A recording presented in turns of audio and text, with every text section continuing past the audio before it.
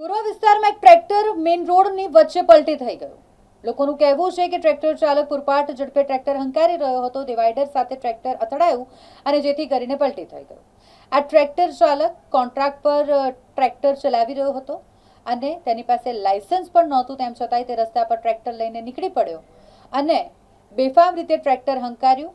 Over speed ટ્રેક્ટરના steering પરનો કાબુ tractor ચાલકે ગુમાવ્યો અને જેના કારણે ટ્રેક્ટર ડિવાઈડર સાથે અથડાયું અને રસ્તા પર પલટી થઈ ગયું. જો કે આ અકસ્માતમાં કોઈ પણ જાનહાનિ નથી થઈ, તે એક રાહતની વાત છે. પરંતુ લોકોનું કહેવું છે કે જ્યારે ટ્રેક્ટર પલટી થઈ રહ્યું હતું એ દરમિયાન બે બાઇક સવાર પણ ત્યાંથી પસાર થઈ રહ્યા હતા. જો એમની ટક્કર થઈ હોત તો મોટો અકસ્માત પણ સર્જાયો હોત. ટ્રેક્ટર ચાલક વગર લાયસન્સે રોડ પર ટ્રેક્ટર લઈને નીકળી પડ્યો હતો અને જેના કારણે અકસ્માત સર્જાયો. ડિવાઈડર સાથે ટ્રેક્ટર અથડાયું અને પલટી થઈ ગયું.